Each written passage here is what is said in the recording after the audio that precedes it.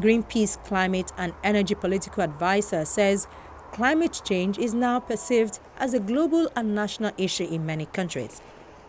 I hope that we get the rulebook, but largely I think what the negotiations will show is that we're getting to a point where each and every country is starting to see the impacts of climate change, not only as a global issue, but also as a national issue. And if that is the case, which I believe it is, we'll start to hear that the conversation will become more robust and the rulebook might just be much more stronger than we initially perceived. Some delegates said on Wednesday the negotiations were tense behind closed doors as developing countries seek assurances that if they make ambitious cuts to their climate emissions, developed countries will deliver on promises to help pay. The emissions globally are still rising, which I think is remarkable given the long time that global climate negotiations have been going on and the very broad awareness of the climate impacts. But emissions are still rising, and so are obviously temperatures. And we're now at approximately 1 degree Celsius of global warming above pre-industrial, and we're seeing climate change unfolding. So we're seeing actually predictions that have been made some decades ago turning into reality. My experience is also that now more and more companies now are aware of what climate change means and are really starting to analyze what it means. And I think there is also a very clear or a very line that we have to do something about climate change. Yeah, that's also an important basis for economic activity in the future. So we have to do something about climate change, and I think that's a common interest for the business as a whole. Mitigating climate change will save millions of lives at a global level. The World Health Organization says exposure to pollution results in 7 million deaths every year. The organization says climate change affects a number of diseases such as asthma, chronic obstructive pulmonary diseases, lung cancer, stroke, or heart diseases.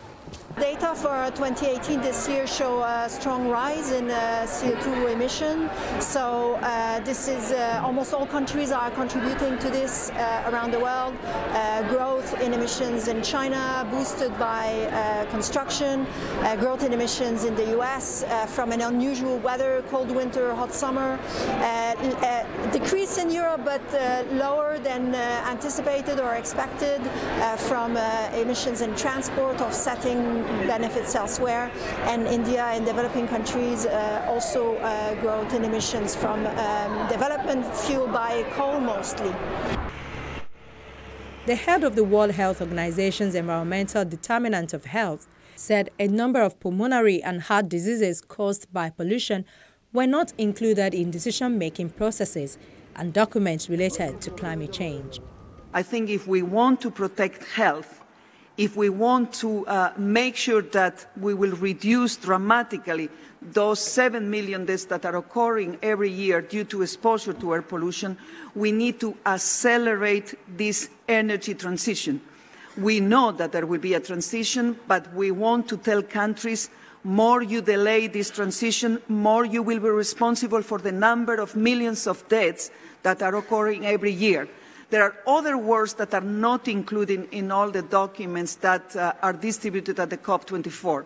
Those words are asthma, chronic obstructive pulmonary diseases, lung cancer, stroke, ischemic heart diseases. Those words need to be incorporated as well in all the documents, in all the decision-making processes that are related to climate change.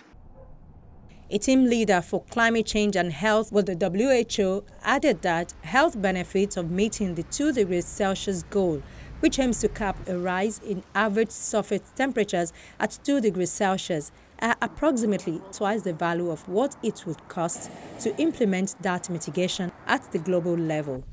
The message is very clear. The analysis that is now coming out from the leading experts on health, climate change and economics indicates that the health benefits of mitigating climate change, of meeting the 2 degrees C goal, are approximately twice the value of what it would cost to implement that mitigation at the global level. We would point out that the Paris Agreement cites the right to health in the opening sections of the Paris Agreement, and that Article 1 of the UNFCCC is about avoiding adverse effects of climate change. That includes avoiding adverse impacts on health. We pretend that polluting fuels are cheap fuels only because we don't include the cost of them either to our health or to the economy. So, as Maria said, the true cost of these polluting fuels is felt in lungs and in hospital admissions wards. By the year 2050, if we keep ourselves on track for the 2°C goal, then we will be saving about 1 million lives a year from reduced air pollution alone. We need you to rise up, rise up. We need you to rise up, rise up. Outside the conference rooms, members of the United Nations Climate Change Group staged a performance to denounce the rise of macho fascism in international politics, which they perceive are happening at the conference. About a dozen other women took part in the performance, which portrayed women rising up against the man who ripped up signs that said right to food and right to peace. You're the big man today. You've got blood on your hands, your head's in the sands. Got solidarity, community, waving our banners all over the land. We need you to wake up. Because we're very much concerned that in these halls, and as it is all over the world, we see the rise of macho fascism, right-wing politicians, right-wing governments. We need you to rise up, rise up. We are here, we are listening, and we are rising.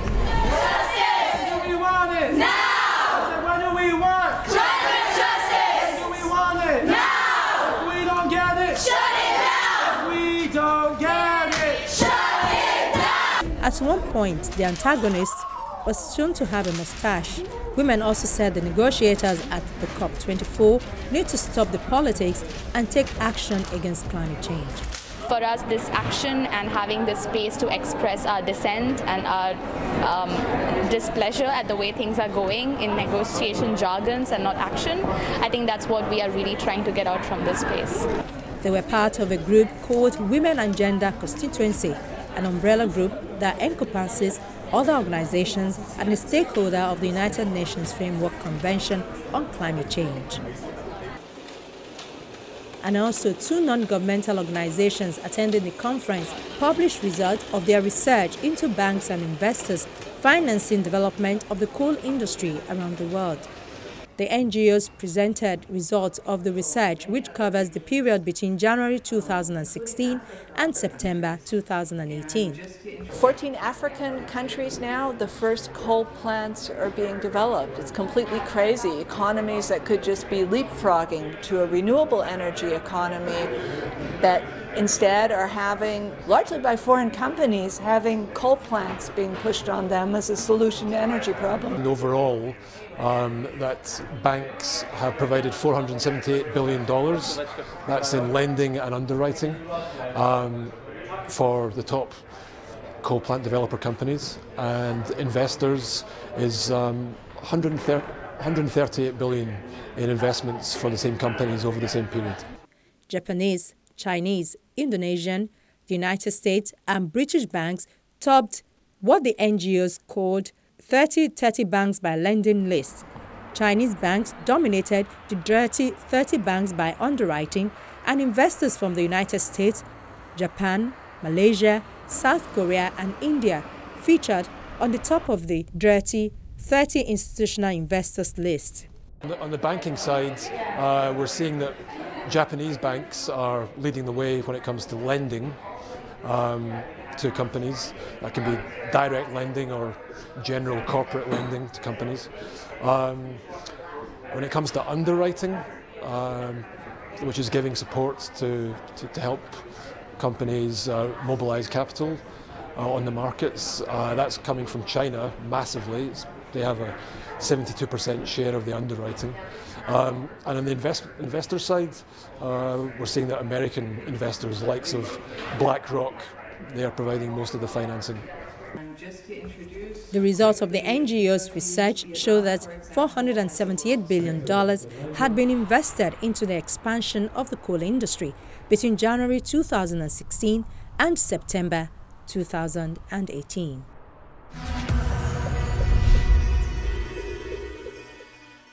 That's our program for the day. Thank you for watching. Our inbox, edfile@channelstv.com is available for your comments and questions. You can also follow me on Twitter. From me, Ayola Kasim, and the entire crew, it's bye for now.